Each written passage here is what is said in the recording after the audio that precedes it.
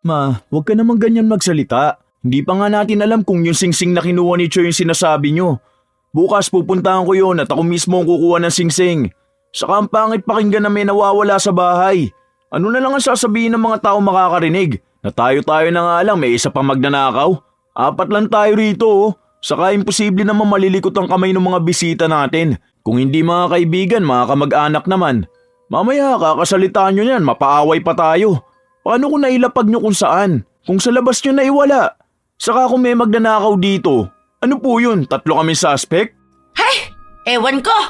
Basta palagi na lang ako nawawala ng gamit. Nakakainis na bahay to. Kahit saan mo ilapag ang gamit, palagi na lang hindi na makikita pag kailangan mo na. Ang sarap pitpitin ng kamay ng magnanakaw na yan. Mahuli-huli ko lang talaga yan. Ako, sinasabi ko sa kanya, matatanggalan siya ng daliri. Paano kung ang pinagkakatiwalaan mong manugang pala ang nagiging dahilan kaya nagkakagulo kayo sa bahay? Noon pa man ay malikot na ang kamay ni Aliyah at hindi siya napagbibintangan dahil mabait siya kung titingnan. Pero ang bawat kasalanan ay may kabayaran. Magagawa niya pa kayang magbago? O hahayaan na lang niya ang sariling makulong sa kasalanan at kadiliman? Ang alam ko talaga dito ko yun huling nakita eh. Kailan niyo po ba huling nakita? Kasi po, nung nagpunta po ako rito nung nakaraang linggo, wala naman po akong nakikita dyan. Ano po bang itsura nun? Hindi ko na matandaan kung kailan ko huling nakita. Pero alam ko, hindi ko inalis dito. Infinity sign yun eh. Ang mahal pa naman nun. 24K gold yun. Wala pang 1 taon nang mabili ko yun eh. Baka po nailagay niyo sa ibang lagayan. Tapos hindi niyo lang po maalala. Kasi sabi niyo po na makakalimutin na po kayo, di ba? Hanapin na lang po siguro natin. Nako! Feeling ko talaga nanakaw na yun eh. Nung nakaraan pa naman nagpunta rito yung pinsan ng asawa ko. Adik pa naman yun. Alam mo naman kapag mga ganong klase ng tao, may makita lang na gamit, kukunin na nila. Naku talaga, sa susunod na pupunta yan dito, aawayin ko talaga. Kaya ayoko nagpapapasok ng ibang bisita rito sa bahay eh. Si Mama, napagbintangan na naman si Tita Minda. Hindi naman yun magnanakaw. Baka tama si Aliyah na nakaligtaan mo kung saan mo nilagay. Ganyan nung nakaraan eh. Tapos sinisisi mo yung mga bisita ni Nathan. Tapos diba nakita natin na nasa ilalim ng damitan mo? Kawawa naman yung mga batang napagbintangan. Sus! Kapag adik, magnanakaw yan sila. Wala na kasi silang hiya basta makabatak lang. Siguro po, tita, hanapin na lang natin. Saan pa po ba pwedeng mailagay yun? Sa damitan po kaya? Or sa mga pinagtataguan, like storage box, ganon? Ito po bang buong linggo? Ano po ba ang ginawa nyo? Naglinis ako ng bahay eh. Kasi nagtapon ako ng mga hindi na ginagamit. Baka naman po naitapon nyo. Maliit na alahas po yun. Malamang hindi po ganun kadali na makikita. Hindi ko naman ginalaw rito eh. Doon lang ako sa kwarto. Kahapon ko pa hinahanap, hindi ko makita. Nakakainis naman talaga. Ang mga magnanakaw talaga, hindi pa mapitpit ang mga kamay. Nandyan lang yun, Ma. Imposible naman kasi na may kukuha nun. Sa susunod yan, kapag hindi mo hinahanap, pagpapakita rin yun. Baka naman kasi may duwende rito sa bahay nyo, tita. Tapos po, pinaglalaruan kayo. Naalala ko po nun sa bahay ng tita ko, may mga nawawala rin po silang gamit eh. Tapos, kapag kinausap po nila yung duwende, nakikita rin nila. Yun nga ang sabi ng kaibigan ko. Hindi ko alam. Ang kwento kasi noon sa amin ng tatay, may alaga raw silang duwende rito. Hindi ko alam kung totoo ba yun. Kausapin nyo na lang po. Sabihin nyo na hindi kayo nakikipaglaro, kaya ilabas na niya yung gamit nyo. Ganun po ang ginagawa ng tita ko. Sige nga, at ako'y nai-stress na sa mga nawawalang gamit dito sa bahay. Agad namang naniwala si Annie sa sinabi ng nobya ng anak. Kahit na ang totoo ay nilalaro lamang siya ni Aliyah. Nang makauwi na ang dalaga sa kanyang bahay, agad niyang tiningnan ang pinaglalagyan niya ng ninakaw niyang alahas. 3 araw na niya itong hawak dahil nung nakaraan na bumisita siya sa bahay ng nobyo, silang dalawa lang ang naroon. Kaya nang makita niya ang alahas, hindi na siya nag-aksaya pa ng oras para kunin ito. May iba pang gamit na nanakaw niya. Ang ilan ay ibinenta na niya para lang magkaroon siya ng pera. Walang mga magulang si Aliyah. Hindi niya nakilala kung sino ba ang mga yon. Lumaki siyang palipat-lipat sa kanyang mga kamag-anak. Pero wala sa kanila ang nagpalaki sa kanya ng maayos.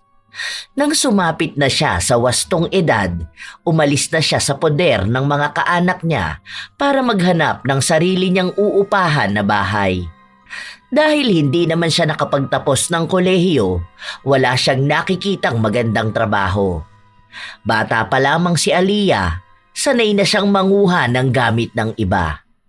Kung saan siya napupuntang bahay, palaging may nawawala. Yun din ang dahilan kaya kung kani-kanino na lang siyang pamilya ipinapasa. Kaya nang makilala niya si Moises at makapunta siya sa bahay na ito, pansin niyang madali lang nakawan ang nobyo. 3 lang sina Moises sa bahay nila. Ang ina niyang si Annie, si Moises at ang bunsong kapatid nito. Nasa ibang bansa ang kanilang ama at ang pangalawang kapatid ng nobyo ay nag-aaral sa ibang bayan. Kaya hindi sa bahay nila nakatira. Madalas na si Moises lang ang nasa kanilang bahay habang si Annie naman ay madaling mamanipula ang isipan dahil sa makakalimutin nito. Bukas naman ang bahay ng nobyo lalo na sa mga bisita at mga kaibigan nila. Kaya ang akala ni Annie ay isa sa mga yon ang magnanakaw. Isang araw, magkasama sina Aliyah at Moises. Hindi ko nga alam kung makakahanap ako ng trabaho ngayon. Alam mo naman, puro hanap nila college graduate o kaya may 5 years experience. Hindi nga ako tumuntong ng kolehiyo eh. Buti nga natapos ko pa ang high school. Try mo kaya mag-TESDA. May kinalaman sa luto-luto, ganon. Yung kakilala ko nag-TESDA yun, tapos ngayon nasa barko na nagtatrabaho. Ang laki ng sahod niya. Kaya ko ba yun? Oo naman, ano ka ba? Madali lang naman yun. Paano naman yun kung kailangan ko rin ng trabaho? Alam mo ba, kinausap na ako ng landlord ko kahapon. Magtataas daw ng rent. Hindi ko na nga mabayaran yun ngayon eh. Nakaka-stress talaga. Sabi ko naman kasi sa'yo na lumipat ka na lang sa bahay, di ba? Mag-live-in na lang tayo para hindi ka na magbayad ng rent. Tapos saka ka mag-aral ng TESDA. Ako na lang muna ang bubuhay sa'yo hanggat wala ka pang trabaho. Nakakahiya naman sa mga magulang mo. Pwede ko naman kausapin si mama. Saka papayag naman yun lalo na ikaw naman ang lilipat sa bahay. Alam mo na ikaw ang isa sa pinagkakatiwalaan nun. Saka kapag nasa trabaho ko, walang tumatao sa bahay eh. Madalas na nasa shop si mama. Sure ka ba? Kung okay lang kay tita. Okay na okay kay mama. Gusto na nga niya ako mag-asawa eh. Nangihingi na ng apo. Sige, pero kausapin muna natin si tita ha. Nahihiya kasi ako sa bahay niyo eh. Pero salamat, babe. Katulad nga ng inaasahan, pumayag si Annie na sa bahay na nila tumira si Aliyah. Sa lahat ng naging nobya ng kanyang anak, si Aliyah lang talaga ang nagustuhan niya. Malambing kasi ito at talagang maaasahan sa bahay. Nakikita niya ito bilang mabuting asawa para kay Moises at magiging mabuting ina rin sa magiging apo niya. Ilang linggo pa lamang si Aliyah sa bahay ng kanyang nobyo pero unti-unti na niyang nakikita kung ano ang bagay na susunod niyang nanakawin. Sa totoo lang, kahit na anong gawin ni Aliyah, hindi niya talaga napipigilan ang kanyang sarili na kunin ang gamit na hindi naman sa kanya. Isang araw, habang naglilinis ang dalaga, umuwi ang bunsong kapatid ni Moises at may kasama itong 2 kaibigan. Be, kukuha lang ako ng merienda nyo. Anong palaman ba ang gusto nyo? Maging sa mga bisita nila, mabait talaga ang dalaga. Pero ang hindi nila alam, kinukuha lang yung dahilan ni Aliyah para sa plano niyang pagnanakaw. Nakita niya kasi ang mamahaling relo na nakalagay lang sa gilid ng TV. Dahil doon nakatambay ang mga kabataan na bisita, magiging palusot niya yon kung sakali man na hanapin ni Annie ang nawawala niyang relo. At tama nga ang kanyang hinala.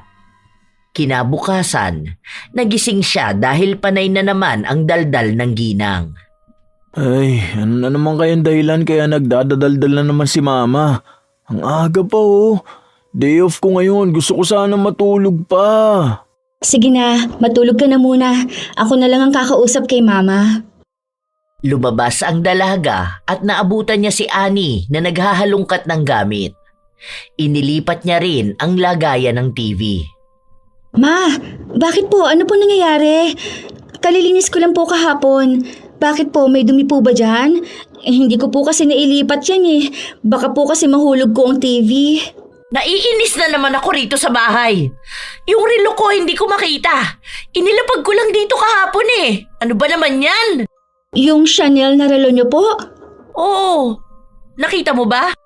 Nakita ko po kahapon, pero hindi ko na po napansin kung kinuha niyo na po ba. Basta kahapon, nung nagdala ako ng merienda kina Choi, andyan pa yon. May bisita si Choi kahapon?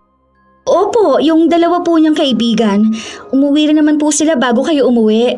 Ay, malamang isa sa mga kaibigan niya ang kumuha nun. Paborito ko pa namang relo yun dahil ang liit lang. Nakakainis naman oh! Nasaan ba yung si Choi?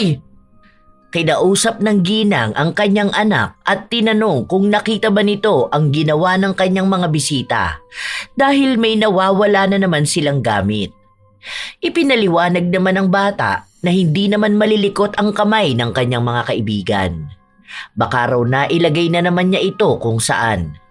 Mas mabuti raw na hanapin muna ito bago siya magbintang sa mga taong wala namang ginagawang masama. Pero hindi natigil si Annie sa kanyang pagdadaldal.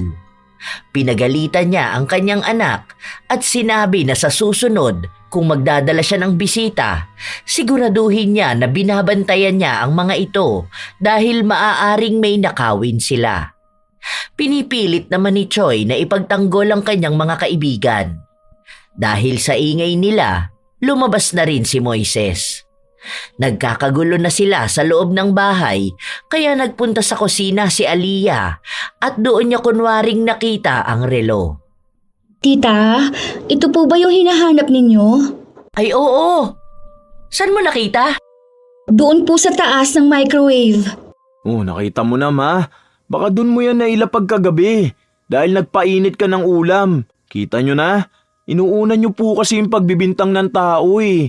Kawawa naman yung dalawang bata. Bumisita lang napagbintangan pa magnanakaw. Eh paano? Ang natatandaan ko inilapag ko yun dito malapit sa TV.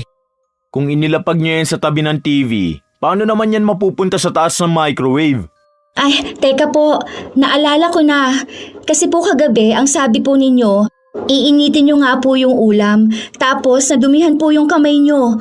Bago kayo maghugas, hinubad nyo yung relo nyo. Ayun po, baka doon nyo po inilapag.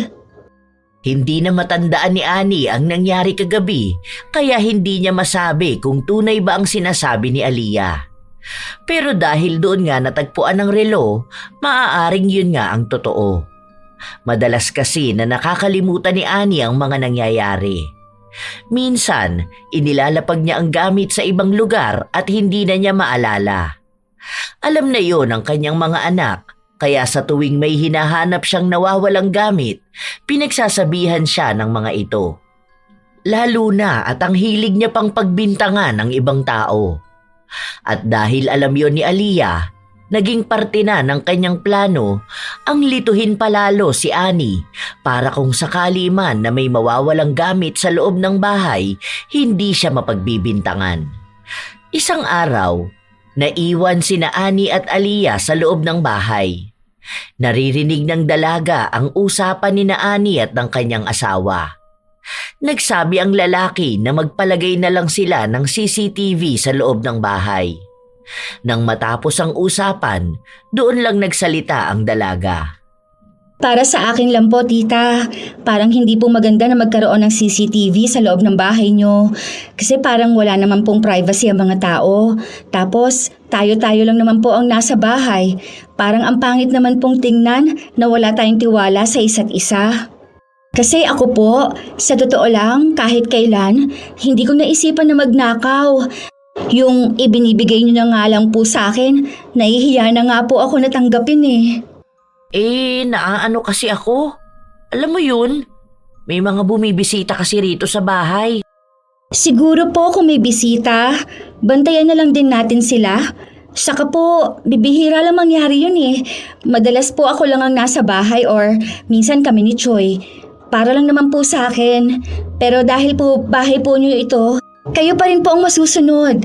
Maganda rin po kung tatanungin ninyo ang mga anak nyo para alam din po nila yung plano nyo.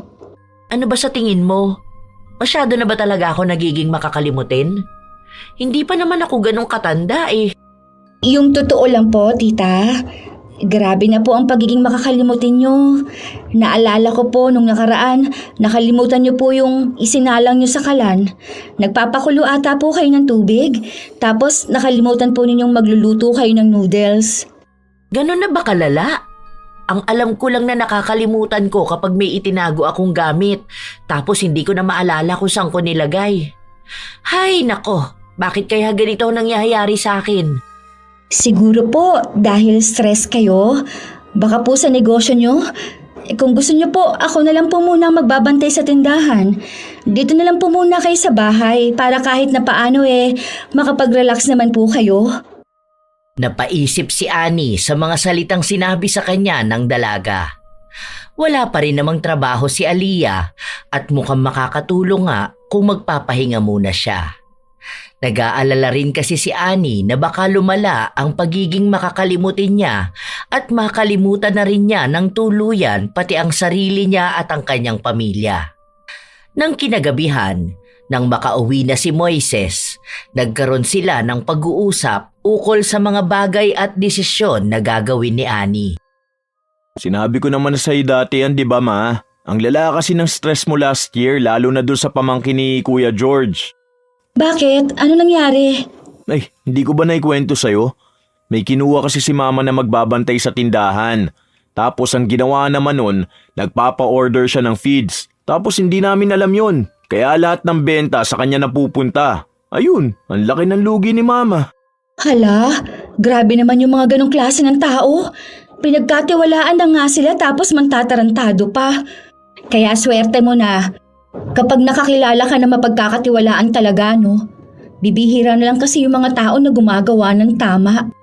Sobrang stress ko nun. Kasi nga ang bilis maubos ng supplies.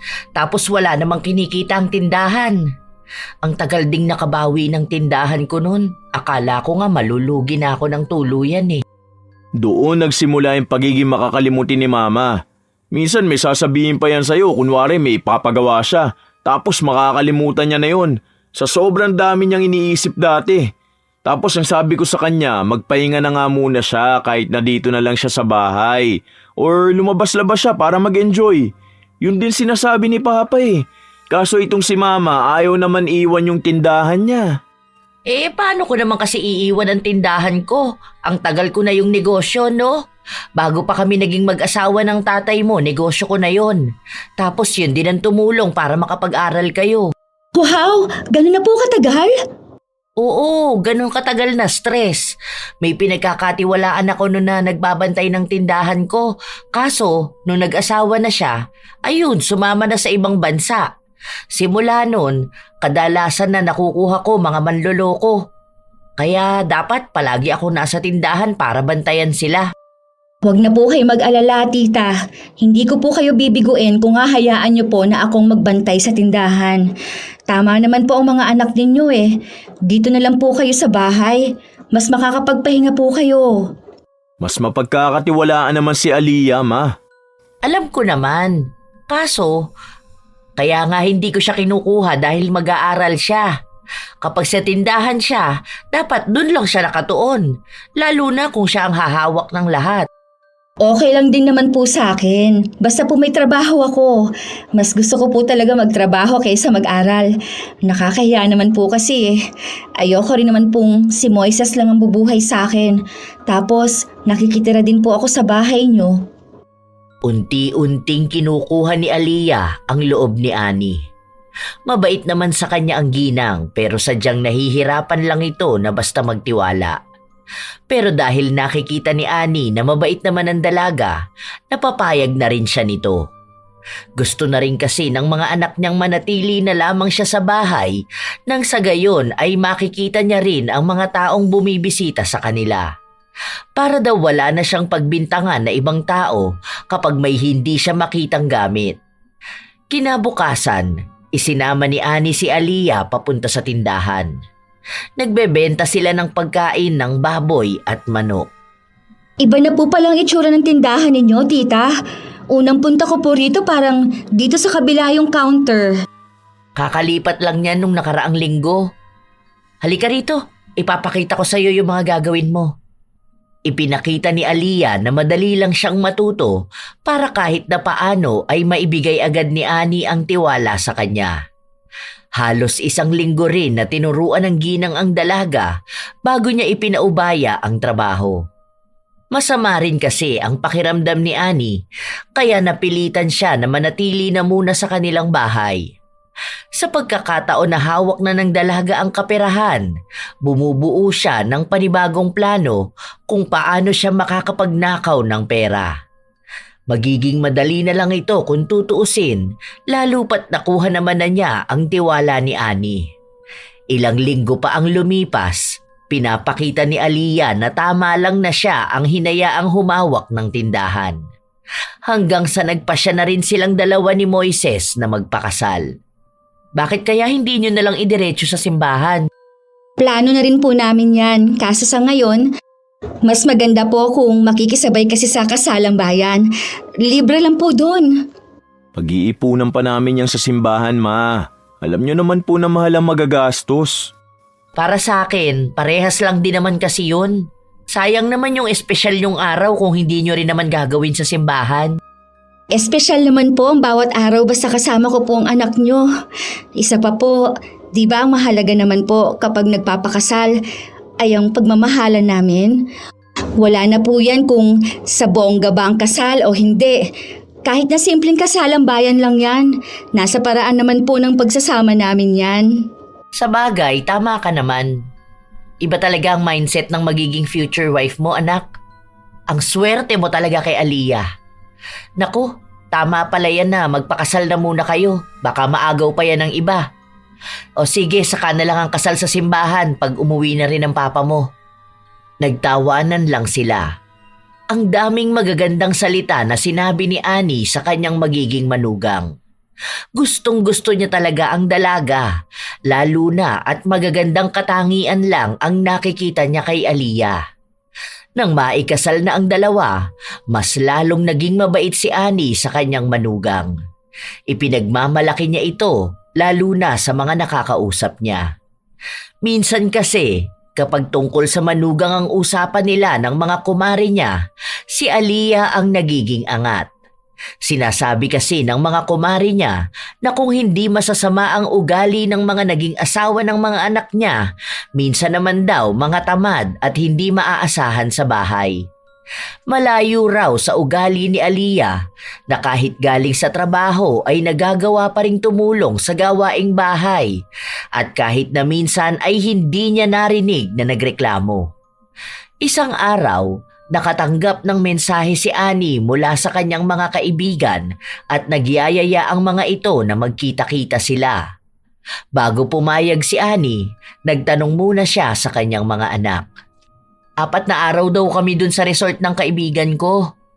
Alam nyo, 3 dekada na kaming magkakaibigan. Kaso, nung mga nagsipag-asawa na kami, bibihira na lang kami magkita-kita. Siguro mga 13 years ago yung huling nagsama-sama kami ng buo talaga kami. Nag-asawa kasi yung isa tapos pumunta ng abroad. Ngayon lang umuwi ng Pilipinas. Siya yung nagyayaya. Oh, bakit pinag-iisipan nyo pa? Pwede ka naman magpunta. Oo nga po, ma. Sayang naman po yun. Minsan na nga lang po kayo magkita-kita eh. Wala naman rin po kayong alagain na bata para mahirapan kayong umalis. Saka 4 na araw lang naman po yun para makapag-unwind naman po kayo, di ba? Paano naman kayo rito sa bahay? Ma, malalaki na po kami. Ano pa pang pinoproblema nyo? Nandito naman si Aliyah. Saka si Choi, kaya naman na niyang asikasuhin ang sarili niya. Sige na po, sumama na kayo ron. Tama po si Moises, ma. Huwag niyo pong intindihin dito sa bahay. Ako na pong bahala. Maaga rin naman po akong nagigising eh. Ako na lang po ang maghahanda ng pagkain para po may baunin din si Choi. Sigurado ka ba? Hindi ba nakakahiya sa'yo? Ano po ba kayo, ma? Huwag na po kayong mahiya sa akin. Okay lang naman po. Basta po, enjoy po kayo sa bakasyon nyo. Dahil aalis si Annie, mas madali para kay Aliyah na samantalahin ang pagkakataon na yon. May isang gamit ang biyenan niya na matagal na niyang nais makuha. Ilang beses na niya itong nakikita sa loob ng kwarto ni Annie pero hindi siya makagalaw lalo pat palagi nang nasa bahay ang ginang. Unang araw na wala si Annie, ang araw na wala ring pasok si Aliyah. Nang siya na lang ang maiwang mag-isa, pasimple siyang pumasok sa loob ng kwarto ng biyenan. Saan niya naman inilagay yun? Nung nakaraan lang, dito ko yung nakita eh. Imposible namang dadalhin niya yun. Ay, ayun! Talagang itinago niya pa ha? Akala niya yata hindi ko itong makikita. Buti naman, nakuha ko rin to. May seller na ako nito eh. Masaya si Aliyah habang itinatago niya sa kanyang bulsa ang pares ng hikaw na kinuha niya. Naglinis muna siya sa buong bahay bago siya nagbihis para umalis. May nakausap na siyang kukuha ng hikaw. Hindi siya ang makikipagkita sa bibili, kundi ipapadaan niya ito sa isang kakilala na pinagkakatiwalaan niya. Bago siya umalis, sakto naman na dumating si Choi. May kasama itong lalaki na may katandaan na at pakilala nito ay tiyuhin ni na Choi. Magandang araw po. Ay pasensya na po kayo pero aalis po muna ako ha. May kailangan lang po akong puntahan. Pero tinawagan ko naman na po ang asawa ko. Sinabi ko po na napadalaw kayo rito. Ikaw na lang muna ang bahala sa kanya, Choi. Ha? Babalik din naman ako. Bibili lang ako ng uulamin natin mamaya. Dito na lang po kayo kumain ha, Tito Bin? Magalang ang dalaga kaya natuwa rin sa kanya ang tiyuhin ng kanyang asawa. Nagmamadali na rin siyang umalis dahil kanina pa naghihintay sa kanya ang kausap niyang tao. Nang maibigay niya ang hikaw, sinabi niya rito na huwag siyang basta tatawag sa kanya dahil baka si Moises ang makasagot. Inililihim din kasi ni Aliyah na nakikipagtagpo siya sa ibang kaibigan dahil ang alam ng kanyang asawa ay wala siyang ibang kaibigan.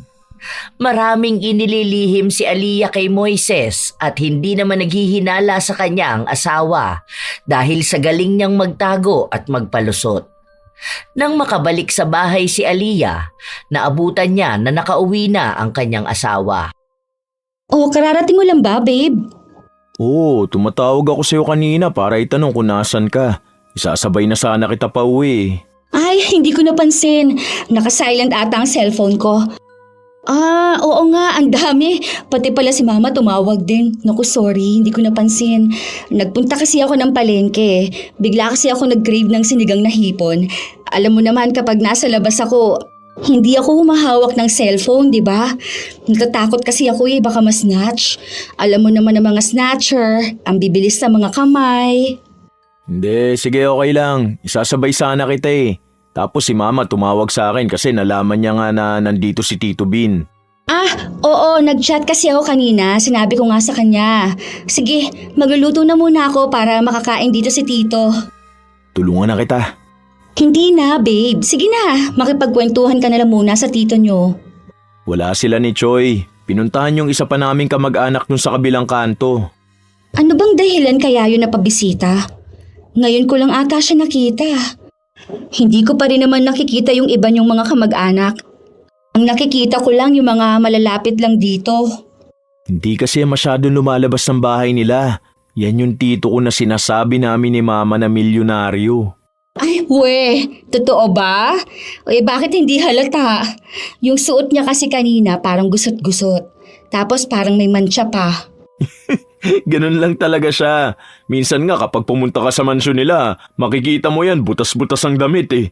Bihira lang yan nagsusuot ng damit kapag may mga party lang o business meetings. Pinapatakbo nga yan na mayor sa kanila pero ayaw niya maging politiko. Grabe, ang big time naman ng mga kamag-anak niyo. Ay oo naman, lalo na sa father side namin. Lahat talaga silang magkakapatid, mga successful na tao. Kaya pala nagpunta rito si Tito kasi sasabihin niya yung sa kasal ng anak niya. Bali lahat tayo rito, imbitado. Tapos 3 araw free accommodation dun sa hotel sa Makati. Mga kamag-anak namin sa father side ang pupunta. Makikilala mo yung iba. Nakakahiya naman kung sasama ako dun. Maiwan na lang kaya ako rito sa bahay. Anong nakakahiya? Imbitado ka talaga. Pati nga si Tito natutuwa sa'yo eh. Siyempre asawa kita, kaya kung imbitado ang pamilya namin, malamang imbitado ka rin dahil part ka na ng family. Kaso nakakahiya naman sa mga kamag-anak nyo. Ang yayaman nila. Paano kapag tinanong nila ako?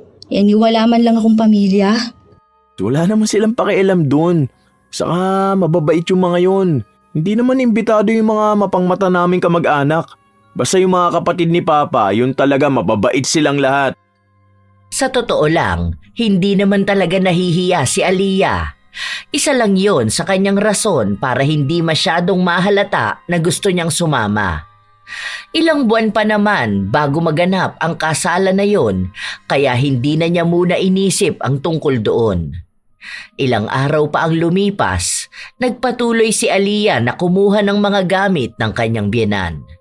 Ang kinukuha niya ay yung madali lang makaligtaan at hindi masyadong ginagamit ni Annie. Babe, uuwi na bukas si Mama, no? Anong oras? Hindi ko alam eh. Gabi yata, bakit? Pwede kaya ako magpaalam na hindi muna ako papasok? Yung dati ko kasing katrabaho, nag-aaya siya sa akin kung pwede kami magkita. May problema kasi siya eh. Naghiwalay sila ng asawa niya. Kilala mo yun. Naalala mo nung nililigawan mo ko? Nung nandun pa ako sa karinderya nagtatrabaho, naalala mo yung sinasabi mo na may makapal na eyelashes? Oo, yung si Rose? Yung tinatawag niyong rosas na walang bango? Naaalala mo pa pala yun? Oo, siya nga. Kung okay lang din sa'yo na umalis ako? Oo, okay lang naman yun. Wala namang problema sa akin eh. Anong oras ka ba bukas? Ihatid na lang kita. Hanggang anong oras ka ba ron? Pero kung gusto mo, okay lang din naman kung hanggang kinabukasan ka. Susunduin na lang kita, total wala naman akong pasok bukas eh. Samahan mo na lang siya, kawawa rin naman. Naghiwalay ka mo sila ng asawa niya. Labis ang pasasalamat ni Aliyah sa kanyang asawa. Kinabukasan, maaga siyang nagising para maghanda ng pagkain. Sinabi rin ni Moises na siya na ang nagpaalam sa kanyang ina ukol sa paalam ni Aliyah. Nang makarating na si Aliyah sa bahay ng kanyang kaibigan, hindi na pumasok si Moises. Nagsabi lang ito sa kanyang asawa na tatawagan na lang siya kinabukasan para sunduin siya.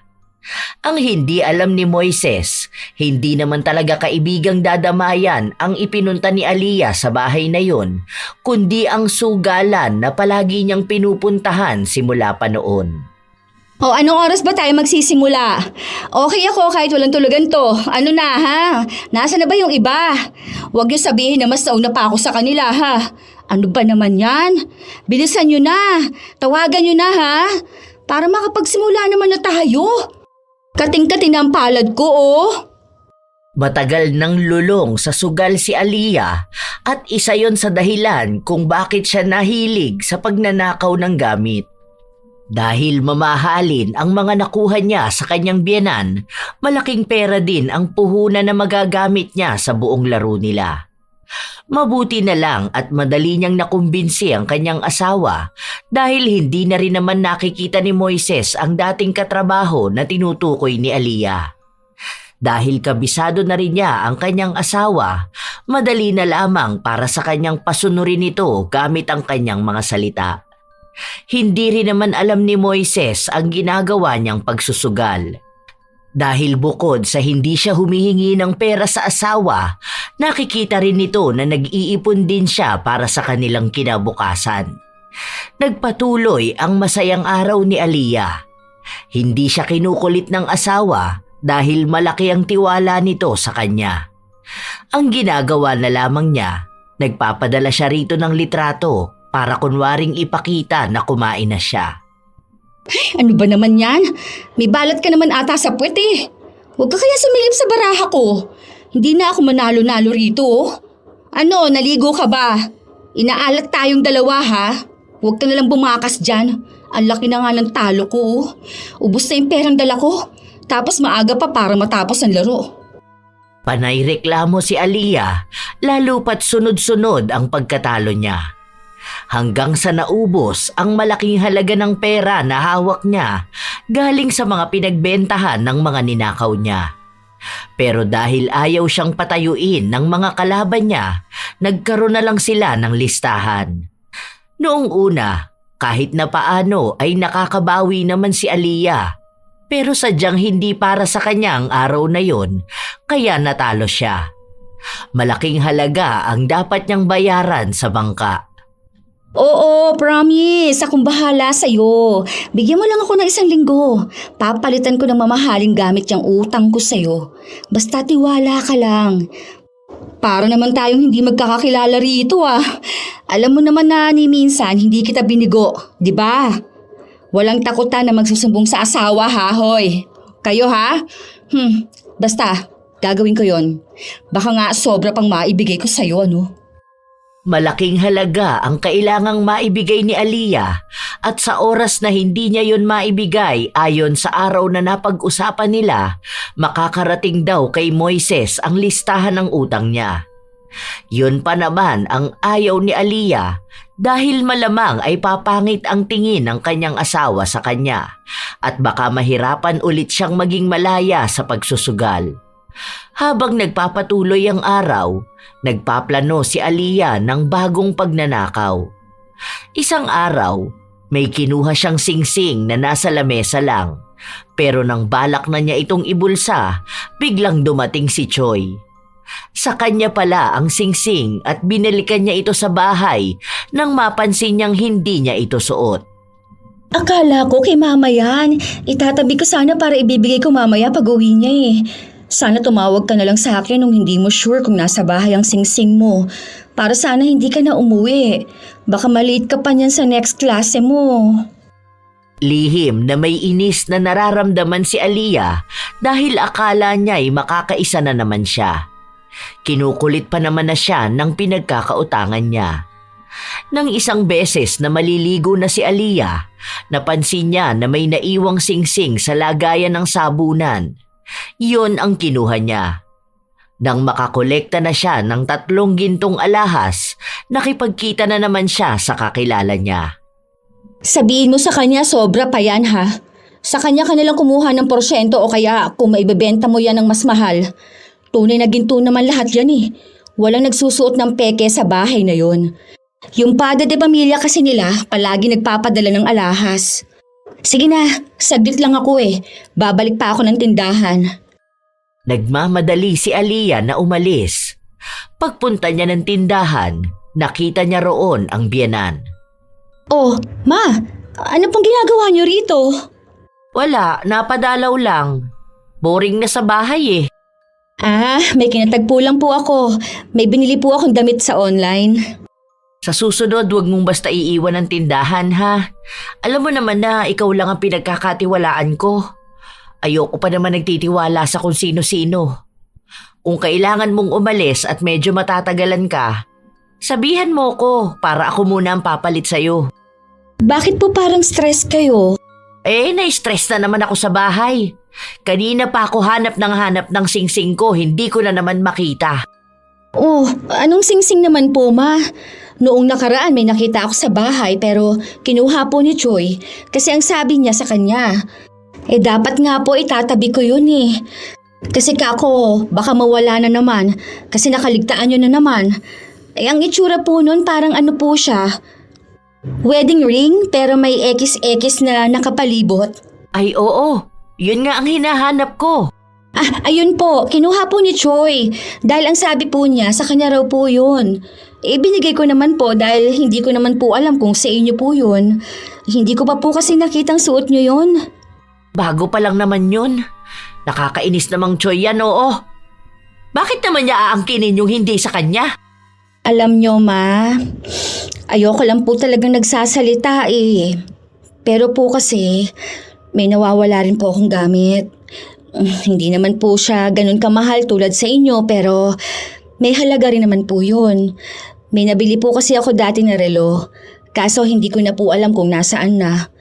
Ayoko naman po magsalita sa bahay kasi po, alam niyo yun, tayo-tayo lang naman po ang nakatira dun. Pero feeling ko po huwag po kayong magagalit sa akin, ma. Baka po nagnanakaw na si Choi. Lalo na po sa ganyang edad ng kabataan.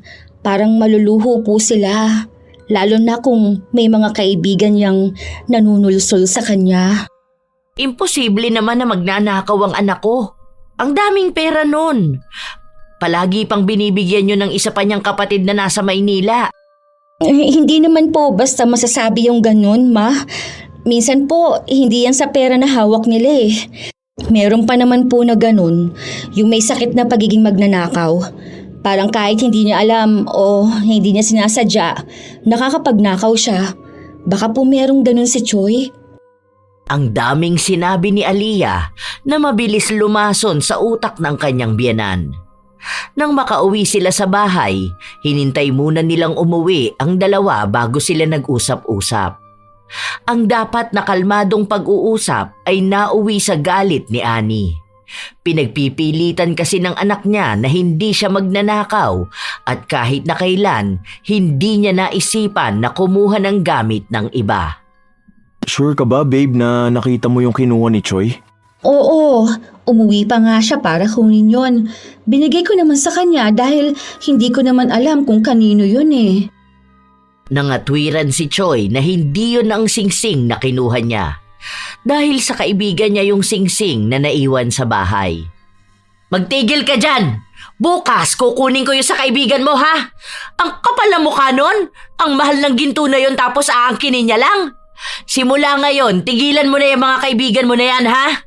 Noon pa man pangit na ang pakiramdam ko sa kanya. Halatang mga magnanakaw. Pati ang ate Aliyah mo nawawalan dito sa bahay. Ano ba naman yan? Tayo na nga lang ang nakatira dito. May nawawala kang gamit? Bakit hindi mo sinasabi? Nahihiya ako magsabi eh. Sino namang pagbibintangan ko? Saka iniisip ko na lang na baka naitabi ko lang tapos hindi ko pa nakikita kasi hindi pa ako naghahalungkat.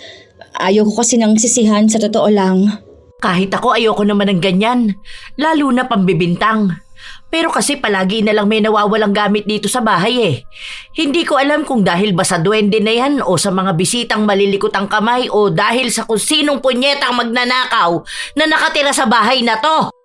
Ma, huwag ka naman ganyan magsalita. Hindi pa nga natin alam kung yung singsing na kinuha ni Choi yung sinasabi nyo. Bukas pupuntahan ko yun at ako mismo ang kukuha ng singsing. Saka ang pangit pakinggan na may nawawala sa bahay. Ano na lang ang sasabihin ng mga tao makakarinig? Na tayo-tayo na nga lang may isa pang magnanakaw. 4 lang tayo rito oh. Saka imposible naman malilikot ang kamay ng mga bisita natin. Kung hindi mga kaibigan, mga kamag-anak naman. Mamaya kakasalitaan nyo yan, mapaaway pa tayo. Paano kung nailapag nyo kung saan? Kung sa labas nyo naiwala? Saka kung may magnanakaw dito, ano po yun? 3 kami suspect? Hay! Ewan ko! Basta palagi na lang ako nawawalan ng gamit. Nakakainis na bahay to. Kahit saan mo ilapag ang gamit, palagi na lang hindi na makikita pag kailangan mo na. Ang sarap pitpitin ng kamay ng magnanakaw na yan. Mahuli-huli ko lang talaga yan. Ako, sinasabi ko sa kanya, matatanggalan siya ng daliri. Sige po ma, tama na yan. Baka mamaya atakayin ka pa sa puso eh. Kanina ka pa nagagalit. Basta wala magnanakaw sa bahay na to. Bukas na bukas, aalamin ko kung talagang sa'yo yung singsing. Kapag hindi, magsorry ka dapat sa mga taong naapektuhan ng mga pambibintang nyo. Kung alam nyo lang po kung gaano kasakit sa damdamin ng mapagbintangan. Kinabukasan nga ay sumama si Moises sa kanyang kapatid para puntahan nila ang tinutukoy ni Choi na kaibigan. Nakita ni Moises na ibang klase ng singsing ang hawak nun. Kaya sinabi niya sa kanyang ina, pero nagmamatigas si Ani na baka pinalitan na lang nung ipapakita sa kanya. Dahil sa mga sunod-sunod na nagiging issue sa nawawalang gamit, tila ba nagkaroon na ng lamat ang kanilang pamilya. Hindi na masyadong nakikisama sa kanila si Choi o hindi ito nananatili sa bahay nila kapag walang ibang tao. Dahil katwiran niya na baka may mawala na naman at siya ang mapagbintangan. Hanggang sa dumating na ang araw ng kasal na pupuntahan nilang pamilya. Sana naman walang mawala doon, no? Nakakahiya naman at mga kamag-anak pa ang makakasama natin. Mayayaman pa ang mga yun. Ma, wala namang mawawala doon. Ano po ba naman yan? Ang ganda na nga ng mood nating lahat eh. Paalis na nga po tayo, ganyan pa kayo magsalita. Pinapaalala ko lang dahil nakakahiya naman yun. Lalo na sa tatay nyo kung magkakaroon ng issue tungkol sa mga nakawan na ganyan. Oy Choy, umayos ka ha? Hindi na kumibo ang bata. Tumango lang siya. Halata na hindi siya masayang sasama. Kung may iba lang sana siyang pagpipilian, lalayo siya sa kanyang pamilya. Nang makarating sila ng hotel, naroon na ang ilan nilang mga kamag-anak. Nagkaroon ng pag-uusap, kumustahan at ang pagpapakilala kay Aliyah. Ay, hello po. Kayo po pala yung kinukwento nila na negosyante. Ito ang manugang ko. Nako, napakabait nito. Responsable pa tong asawa. Tapos kahit na hindi mo utusan sa bahay, kusang kumikilos. Minsan nga pinagsasabihan ko na at baka hindi ako agad magkaapo dahil palaging pagod at nakatuon lang sa trabaho. Biro lang. Pero totoong napakabait nitong manugang ko. Talagang maaasahan sa lahat.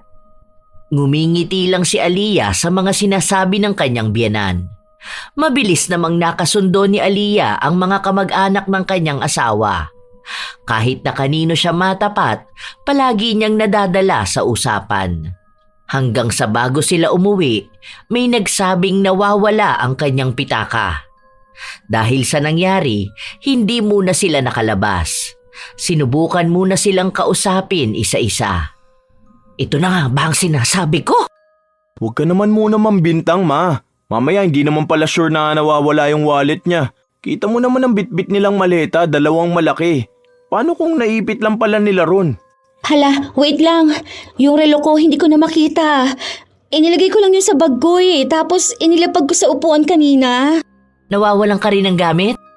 Hindi mo ba nailagay sa maleta natin? Hindi ah. Kasi bago tayo lumabas kanina, nakaayos na yung maleta eh. Inilapag ko yung bag ko nung lumapit ako dun sa tita niyong isa. Nawawala na rito oh. Bigay mo pa naman sa akin yun. Nakikisabay lang si Aliyah sa usap-usapan ng nawawalang gamit. Dahil ang totoo, wala naman siyang dinalang relo at ang tinutukoy niya ay naisama na niya sa naipusta niya sa sugalan. Pero ang totoong nawawalan ay yung isang kamag-anak nila. Napulot ni Aliyah ang pitaka nung nahulog ito sa banyo. Kinuha niya lang ang pera pero iniwan niya ang pitaka sa loob ng inidoro. Nang makita ang pitaka, wala na ang pera. Dahil doon ay nagkalabasan ng sama ng loob. Dapat ay masaya lang ang araw nilang yon dahil naghahanda na rin silang umuwi sa kani-kanilang bahay pero nagkaroon pa ng ganong senaryo. Kung sino-sino na ang sinisi, kung ano-anong masasakit na salita na ang lumabas. Habang ang tunay na salarin ay nakikilabas ng inis dahil sa peke niyang nawawalang gamit.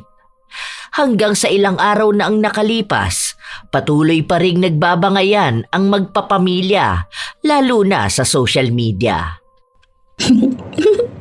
Parang tanga naman tong mga to. Talagang nagpaparinigan pa. Mga gunggong.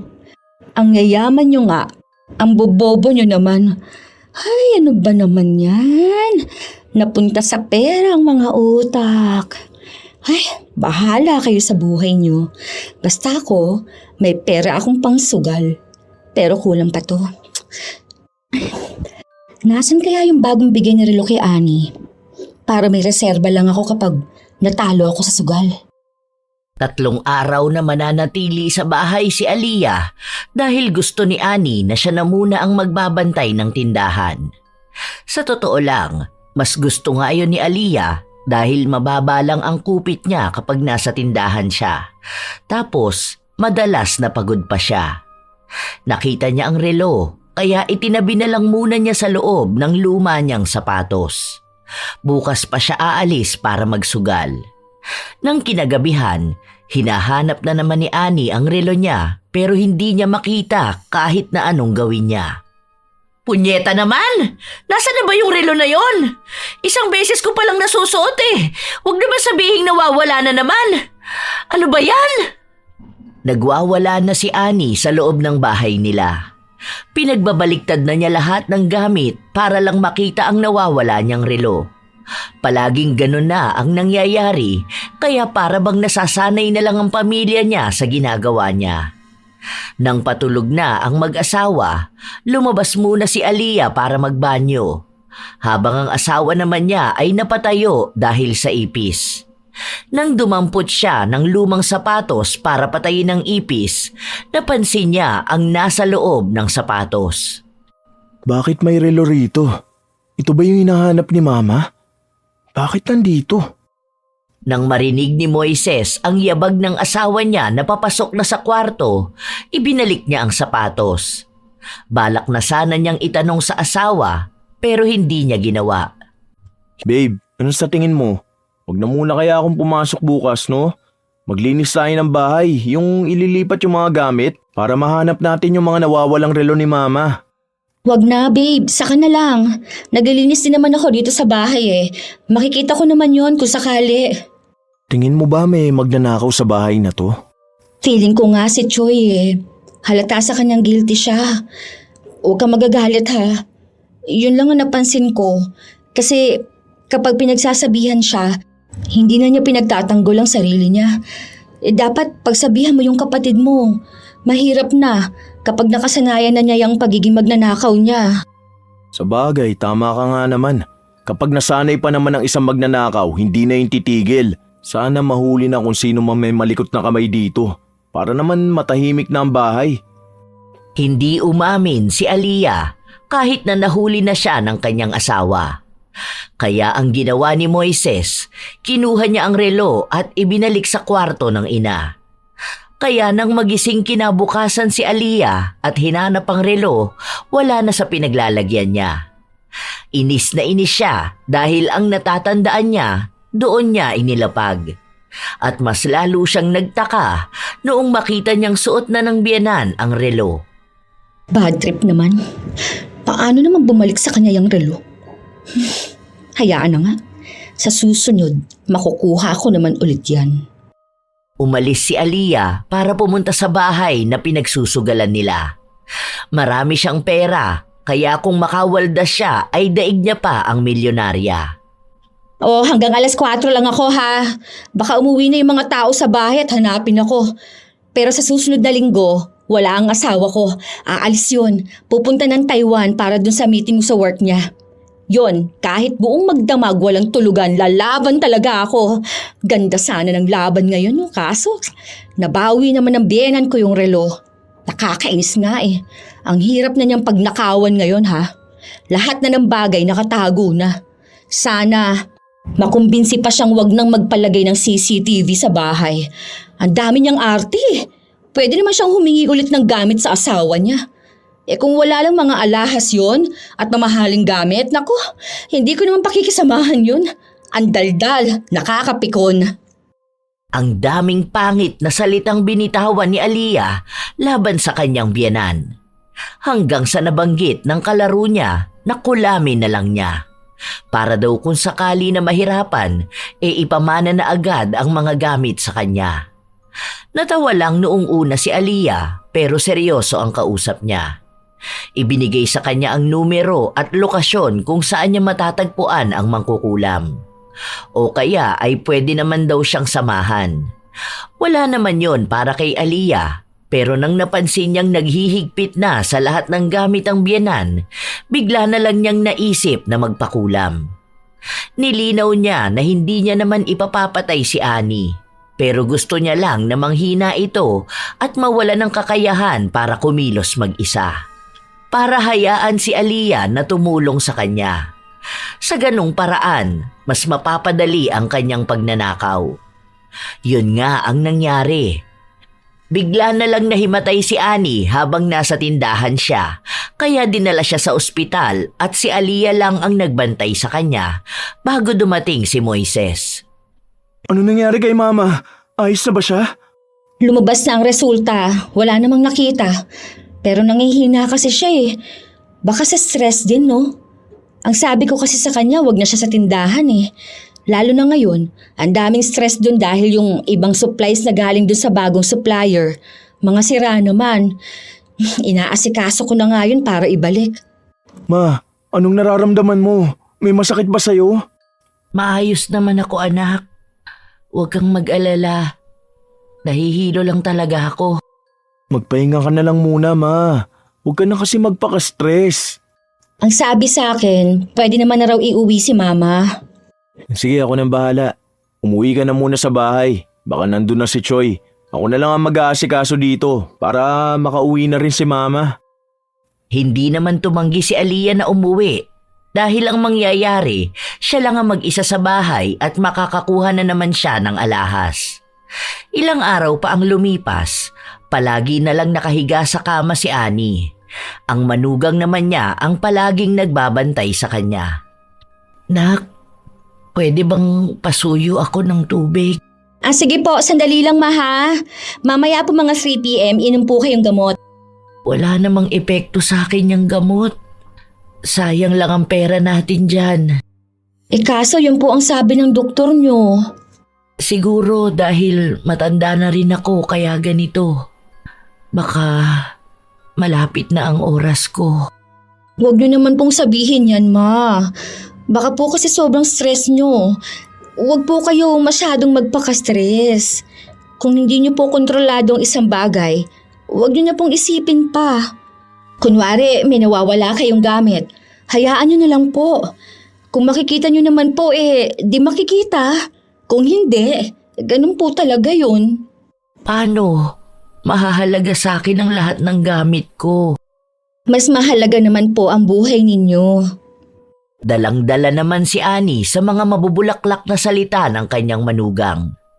Dahil nanghihina na siya at hindi na makagalaw ng walang tulong ng iba, si Aliyah na ang nagpresenta na alagaan siya. Habang inaasikaso niya ang biyenan, pasimple naman itong nagnanakaw ng mga alahas at minsan pa ay pera. Marami pa naman nun si Annie dahil wala siyang bangko. Ang libo-libo niyang pera ay nakalagay lang sa kanyang damitan. Pasimple at pautik-utik lang ang kuha ni Aliyah para hindi mahalata kung may malaking pera na nawawala.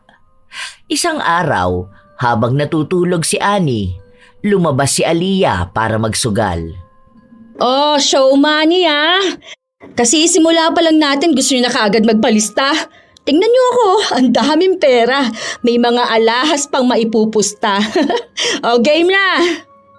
Nasa kasarapan sila ng paglalaro nang may sumugod sa kanila at itinaob ang lamesa. Buisit naman Ang ganda na ng baraha ko! Babe, anong ginagawa mo rito? Dito mo pala dinadala yung mga ninanakaw mo? Kaya naman pala ayaw mo kung papasukin dito sa bahay ng kaibigan mo dahil hindi naman pala to basta bahay lang. Pasugalan to! Hindi. Ano lang to? Katuwaan lang. Wala to, babe. Ano palang ginagawa mo rito? Bakit ka umuwi ng umaaga? Katuwaan? Pero ang kakapal niya mga perang nasa harapan nyo. Ito ano to? Parang alahas to ni Mama. Isa pa, alam mo na nga na may sakit si Mama tapos iiwan mo siya mag-isa sa bahay ha? Mabuti na lang umuwi agad si Choi. Kung hindi baka nahulog na sa kama si Mama dahil gusto niya magbanyo. Bakit sa akin mo isinisisi lahat ha? Hindi ko naman kasalanan kung baldado na yung nanay mo. Ginagawa mo akong katulong. Para simpleng kasiyahan ko lang na ganito, ayaw mo pa? Minsan ko na nga lang to ginagawa Minsan? Minsan kapag hindi ko alam ha? Ayos ka pala no. Bait-baitan ka tapos magnanakaw ka naman pala. Ang dami pang nadamay na tao dahil sa pagbibintang ni Mama sa kanila. Tapos lalabas na ikaw pala itong magnanakaw? Nakakahiya ka? Hindi ko alam kung bakit pa kita pinakasalan. Sige, dito ka na sa mga kaibigan mong katulad mong masasama ang ugali dahil tinotolerate nila ang pagiging magnanakaw mo. Magkaiba magnanakaw sa sinungaling eh, pero ikaw pinagsama mo pa. Hindi natapos ang bangayan ng mag-asawa hanggang sa nakauwi silang dalawa. Pinaghahagis din ni Moises ang gamit ng kanyang asawa. Ano bang nangyayari sa inyong dalawa? Bakit ba kayo nag-aaway? Hindi ko naman alam na gising pala si Mama eh. Gusto ko lang naman sanang lumabas at magpahangin. Tapos magagalit ka na sa akin. Gusto mo pang makipaghiwalay? Alam mo naman na ikaw lang ang maaasahan ko. Ang maaasahan namin ang anak ko. Tigilan mo na ako sa mga drama mong ganyan. Akala mo ba hindi ko nahahalata, ha? Ano bang sinasabi mo? Hindi ko naman maintindihan eh. Masama na bang magpahinga ako, ha? Tao ako, napapagod ako. Lalo na, buntis ako. Tigilan mo ako sa mga ganyan. Huwag mong hintayin na makapagsalita ako rito dahil malalaman nila ang mga kalukuhang ginagawa mo. Nakakahiya ka? Nagsisisi na akong ikaw ang pinakasalan ko. Sana pala maski nilalab pa kita lalo para hindi ganitong gulong dinala mo sa pamilya ko. Ma, kausapin niyo naman po si Moises. Hindi ko naman po alam ang dahilan kung bakit siya nagagalit sa akin. Wala naman po akong ibang ginawa eh. Kulang pa po ba itong ginagawa ko sa pamilya natin? Sige po, kung matitiis ninyo, nasa kalsada na lang ako titira. Habang pinagbubuntis ko itong apo ninyo, ayos lang po. Siguro po, kakayanin ko na lang ang mabuhay mag-isa. May iba naman na po atang mahal ang anak ninyo. Aalis na po ako. Nilalaro na naman ni Aliyah ang biyenan gamit ang kanyang mga luha. Awang-awa naman sa kanya si Annie, lalo pat nababaitan sa kanya ito. Hindi rin mawari kung ano ba ang tunay na dahilan kung bakit sila nag-aaway mag-asawa. Ayaw kasing banggitin ni Moises ang tunay na dahilan ng kanyang galit. Huwag kang umalis, anak. Dito ka lang, ha? Ano ka ba naman, Moises? Bakit mo naman pinapalayas ang asawa mo? Tapos buntis pa. Hindi mo maiintindihan. Kapag nalaman mo magagalit ka rin sa kanya. Aaminin ko na po. Nahuli niya kasi ako naglalaro ng bingo. Natutulog naman po kayo kanina. Tapos paglabas ko, naabutan ko yung mga naglalaro dun sa labas. Nagalit po siya sa akin. Sorry po, Ma. Sorry po kung gusto ko lang naman na magpakasaya kahit na minsan. Napakasinungaling mo talaga, no? Hindi ko akalain na may ganyan kang pag-uugali. Nakakagalit ka, sa totoo lang. Paano mo naitago sa amin yung ganyang ugali mo, ha? Ano ba, Moises? Tumigil ka na. Huwag mong pagsalitaan ng ganyan ang asawa mo. Hindi maganda yung ganyan. Hayaan mo siya kung gusto niya lang naman magpakasaya.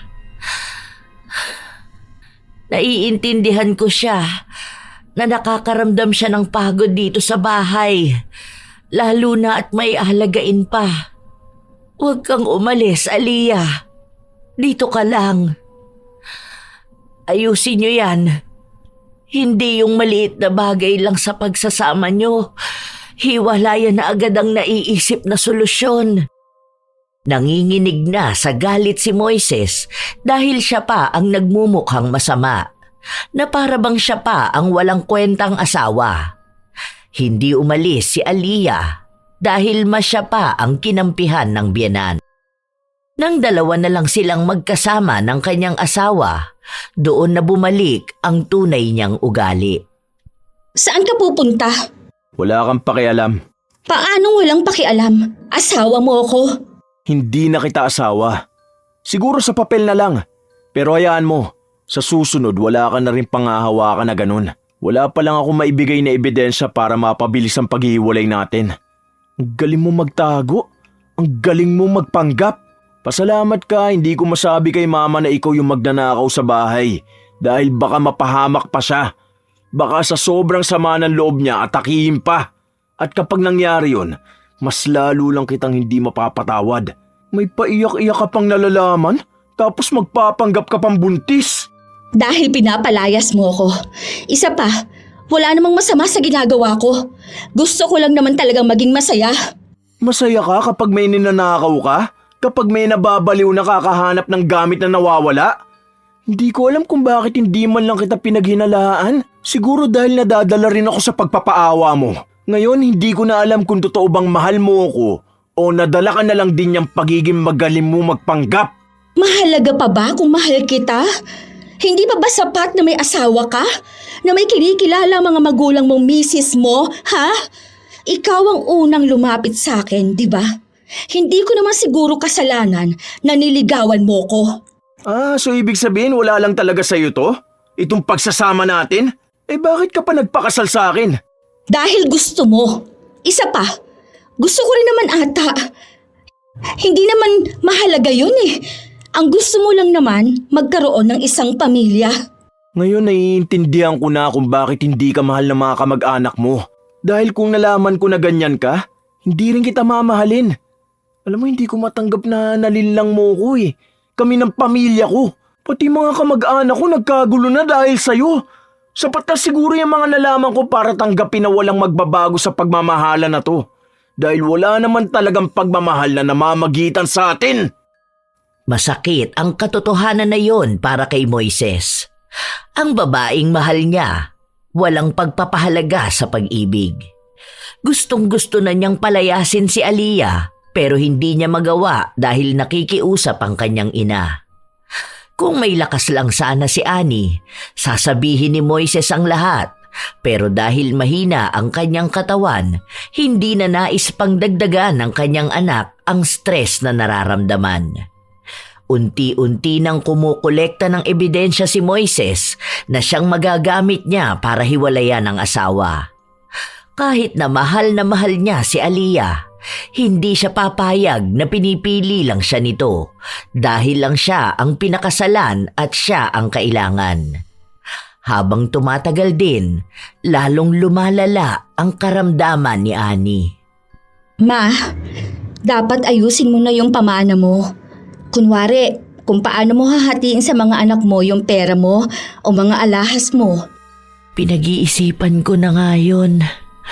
Kapag sinasabi ko naman kay Moises, ayaw niyang gawin ko. Sabi niya, mabubuhay pa naman ako ng matagal. Paano kapag hindi na talaga, di ba? Malay mo, pagtapos natin mag-usap, bigla ka nang mamatay. Paano mo hahatiin sa mga anak mo yung kayamanan mo? O kaya, pamanahan mo ko, ganun. Kahit yung mga alahas mo na lang, ang dami pa naman nun. Hayaan mo, may makukuha ka pa rin naman dahil asawa ka ng anak ko. At para na rin sa magiging una kong apo. Ngayon mo na lang ibigay. Hindi ko yan mahaharap. Lalo pat, hindi ako makapag-isip ng maayos. Madalas na masama ang pakiramdam ko. Ano ba naman yan? Hindi na lang pumili kung anong ibibigay. Kunin ko lahat yan eh. May sinasabi ka ba, anak? Wala po, ma. Ang sabi ko po na magpahinga po muna kayo.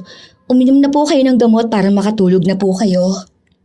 Pagod na si Aliyah magpanggap pa, lalo pat wala na rin siyang sustento na nakukuha mula sa kanyang asawa. Balak sana niyang kumuha na ng mga alahas at pera, matapos nun ay tatakas na siya palayo sa asawa niya. Alam naman na rin ni Moises ang gawain niya, kaya hindi na niya mababawi pa ang tiwala nito. Dahil may sakit na rin naman si Annie at walang magiging lunas ang mga doktor, dito na mababaling ang atensyon ni Moises at hindi na siya hahanapin pa. Habang natutulog si Annie, naghahalungkat naman si Aliyah. Pero wala siyang makita kahit na ano. Dahil sa inis niya, halos magdabog siya. Anong hinahanap mo dyan, anak? Wala po, ma. May hinahanap lang po ako na pwede ninyong suotin mamaya kapag naligo po kayo. Nagising ko po ba kayo? Sige po, tulog na po ulit kayo, ma. Hindi naman ako natulog. Kanina ko pa pinagmamasdan ng ginagawa mo. Wala kang makikita dyan. Dahil kinuha na ni Moises lahat ng alahas at pera ko. Saan naman niya dinala? Bakit hindi po ninyo sinabi sa akin? Hindi ko naman alam na hahanapin mo. Ang sabi niya sa akin, itatabi niya para hindi makuha ng magnanakaw. Mukhang tama nga siya. Mas safe sa paglalagyan niya. Alam nyo, matagal na ako nagtitiis sa bahay nyo ha. Mga buwisit kayong lahat, lalo na yung anak mo. Isa ka pang alagain. Akala nyo ata katulong nyo ako rito. Ang kakapal naman ng mga mukha ninyo.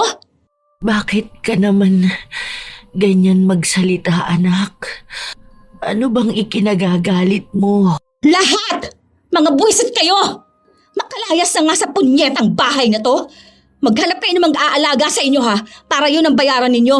Hindi yung nakakalibre kayo sa akin. Okay na rin yan eh. Hindi ka na rin naman gagaling dyan sa sakit mo. Magdusa kayong lahat. Maubos sana lahat ng pera nyo at maibenta nyo lahat ng ipinagdadamot ninyong gamit sa akin. Leche! Kinuha ni Aliyah ang cellphone ni Annie at iba pang gamit na pwede niyang maibenta. Mas lalo siyang nagagalit dahil mababang halaga lang ang mga nakuha niya. Kung alam niya lang na uunahan siya ni Moises sa mga alahas, sana ay mas marami na ang kinuha niya noon. Dahil wala namang ibang bahay na pupuntahan si Aliyah, dumiretso siya sa pasugalan. Wala pa ron ang kalaban niya, kaya naghintay pa siya ng ilang oras. Inalok niya rin sa ibang mga naglalaro ang mga gamit na hawak niya. Ang mura mo namang gustong bilhin to? 10K mo naman na. Tingnan mo, wala namang issue eh. Makinis pa. Kaya mo naman i-format to para mawala ang password. Ito na lang. Oh, wedding ring? Totoong gold yan. Tingnan mo to. Wala nang ibang ginawa kundi ang mambarat. Ano na? Panlaro ko lang mamaya, oy. Mababa talaga ang naging benta niya sa mga gamit. Kahit na ang alahas na regalo sa kanya ni Moises, ibinenta na niya para lang magkaroon ng perang ipapangsugal. Nang dumating na ang mga kalaban niya, agad silang naglatag ng lamesa. Oh, dating gawe ha. Labas muna mga pera para hindi tayo nalulugi rito. Oh, eto nang lahat ng meron sa akin oh. Kung gusto nyo, may mga damit ako na pwede ninyong bilhin. Hoy, mamahalin ng mga yon ha. Galing pang abroad yun. Nasa kalagitnaan na ng kasarapan sa pagsusugal ang mga tao matapos na magkagulo dahil may mga pulis na pumasok sa loob. Dahil sa takot ni Aliyah, tumalon siya sa bintana pero mali ang bagsak niya kaya nabalian siya. Dahil hindi siya makatayo at makatakbo, nadakip din siya ng mga pulis at dinala sa ospital. Nadaan naman niya sa paliwanagan ang mga ito at dahil walang ebidensya na nakuha sa kanyang isa siya sa mga nagsusugal, hindi siya nakulong. Pero ang problema niya, wala siyang pera at wala rin siyang kahit na anong gamit. Pero mabuti na lang, kahit na wala siyang dalang cellphone, napuntahan siya ni Moises sa ospital. Babe, ang sakit ng binti ko. Buti nilang pinuntahan mo ko rito. Pumunta ako rito hindi para tulungan ka o kaawaan ka. Magbibigay lang ako ng pera sa'yo, pero pagtapos nito wala na akong pakialam sa'yo. Huwag mo na kaming guguluhin at huwag mong ipipilit ang sarili mong bumalik sa bahay dahil hindi na kita asawa at walang anak na nag-uugnay sa atin. Tigilan mo na ang pagpapanggap mong buntis ka kahit na hindi naman totoo. Alam mo, galit na galit ako sa'yo dahil maliban sa ginawa mong tanga mga tao sa bahay, ikaw pang malakas ang loob na ipakulam si mama. Oo, hindi ko mapapatunayan na ikaw, pero alam kong ikaw lang ang may kakayahan. Ano? Ganito na lang ang gagawin mo sa akin? Nakita mo na ngang may sakit ako. Hindi ko nakasalanan kung tumalon ka sa bintana. Ikaw ang may kagagawan niya sa sarili mo. Kanya-kanya na tayo ngayon. Alam mo kung may pagsisisihan man ako sa buhay ko, yun ay ang maging asawa ka.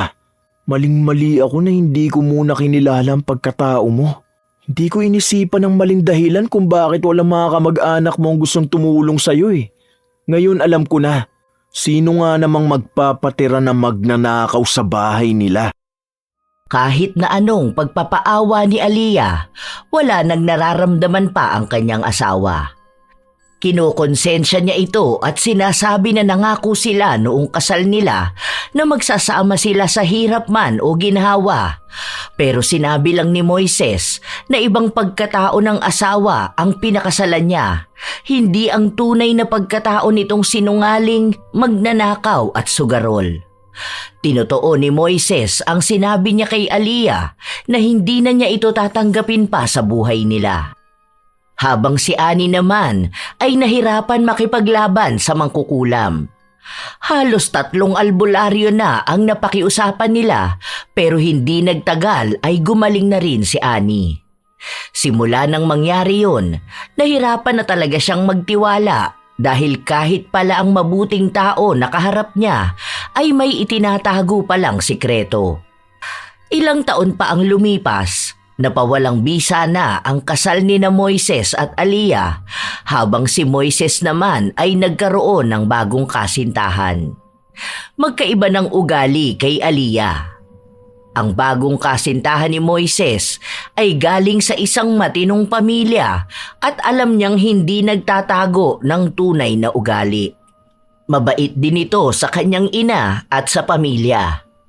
Habang nagpapatuloy na maging maganda ang buhay ng pamilya ni Ani, siya namang patuloy na pagbagsak ni Aliyah. Hindi pa rin niya naaalis ang pagiging malikot ang kamay. Sa kasalukuyan ay nakakulong si Aliyah matapos niyang pagnakawan ang isang kumpanyang pinapasukan niya. Wala na rin siyang naging balita sa dati niyang asawa at tuluyan na nga siyang kinalimutan ni Moises at ng pamilya nito.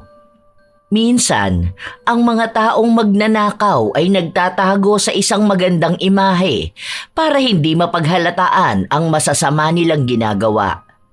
Marahil ang pagiging malikot ang kamay ay hindi lang basta gawain. Nagiging sakit na rin ito ng isang tao na kahit na anong gawin ay hindi na nila magawa pang talikuran. Minsan, ang kasalanan ay maitatago pang pansamantala. Pero darating ang araw na ang tunay na mukha at pakay ay lilitaw. Ang pagnanakaw at pagsusugal ay hindi lamang nakakasira ng kabuhayan, kundi pati ng relasyon at pagkatao. Ang taong magnanakaw at sugarol ay alipin ng sarili niyang kasakiman. At ang alipin, kahit magkunwari ng kalayaan, ay nananatiling bilanggo ng sariling kasalanan. May mga tao talagang kahit maging mabuti ka sa kanila, gagawa pa rin ang ikasisira mo. Kaya may mga taong nahihirapan magtiwala dahil sa mga magnanakaw na mapagpanggap. Naway may natutunan kayo sa ating bagong kwento ngayon. Mga apo, ibahagi nyo naman ang inyong mga opinyon ukol sa ating kwento at ibahagi nyo rin kung kayo'y may kakilalang katulad ni Aliyah na isang magnanakaw. Shout out sa ilan sa mga masusugid na tagapakinig ng mga istorya ni Lola Telang. Nilda Dultra, Larny Azurin, Chambo Diday, Elda Int Vin, Eunice, Ami Pacana, Sheila Legrama, Du Bautista, Mora Vanessa, Jaylan Dagan, Geraldine Diaz, Belen Baladhay, Rowena Yuson Papa, Pamela Allen, Richelle Ann, Chinita Closa, Cherry Mukbang ASMR, Elizabeth Dungka, Valerie Joy Nadal, Leia Gawaran at sa anak niya na si Miko, pati na rin sa Black Vibora Tattoo at sa pamilya niya na sina Aryan, Nico at Kabi, Jean Malhabor, Rhea Santos, Clara Joy Martinez at sa kanyang asawang si Jerwin Nabol, Mary Jane Rico, Ellen Torres, Giovanni Alabado. Shout out din sa inyo, Al San Jose, Emmy Ofalia, Riza Rizardo, Hayashi J. Megan, Elizabeth Dacles, Lourdes Imon, Myla, Irisabela Tuazon, Liza Rosario, Domingo Puamo, Riz Magante, Elizabeth Pamintuan, Wild Angel, Jinky Gonzales, Evelyn Gonzales, Elena Vidal Ibalar, Estela Cabral da Silva, Lolita Mariano, Kim at Kirben Española at Delegiro Family, Josie Merguinho, Miss Bicol, Marilor Guevara at sa Guevara Family, Annabel Mendoza, Arvid Shane Hoiberg Channel. Salamat sa pakikinig nyo, Rose Ann Romasanta, Stiela Chand, Venus Ravas, Jason Simanes, Resel Naelgas, Evelyn Abayan, Marisol Lucero, Maricar San Juan, Jane Hedulian, Fermin Paragoso, Cindy Jackson, Remy Hervasio, Dodds Hunco, Shobe Gloma TV, Roselyn, Juvelyn Santos, Ankahe Vlog, Norlin Rosales, Hanilin Tripon. Kumusta kayo? Melanie Mel, Marisa Villanueva, Triple D, Rosita Kayabyab, Mikey ng Jensan, Leslie Martinez, Liza Rivero, Cliven Dubalan, Merlin Gasga, Zilpa Hara Reichert, Baby Jen Langkay, Fatima Priti, Presi Tangbawan, Gia Bule de la Cruz, May Ann Navarro, Mary Joy Galicia, Merly Fatalia, Gary Gubio, Ellen Lagos, Mars Pugal, Jonavi Lumadang, Bryson Victoria, Rizo Yu, Beng de Jesus. Shout out sa mga apo kong solid mula umpisa. Sydney Crosswind at sa kanyang anak na si Christine Lane Bandoho, Supladang Pasaway, Lovely Rose Roa at Princess Rain Roa Alawami, Kimpoy Feliciano, Hazel Fiesta, Marie the Lightworker, Gia Gigi, Francisco Ning, Jeremy Saranillo Francisco, Matt Sarol, Mel Santarita, Esteli Reyes at sa Reyes family ng Marikina City, AJ Chua ng Subic, Zambales, Vicky Abut, Roy Lacandalo, Josefina Fuelias, Phoebe Ranyada, Mike James Tapak, Wilma Leses at advanced happy birthday sa kanyang mga anak na si Donna Leses sa September 28 at Shireen Leses sa September 30.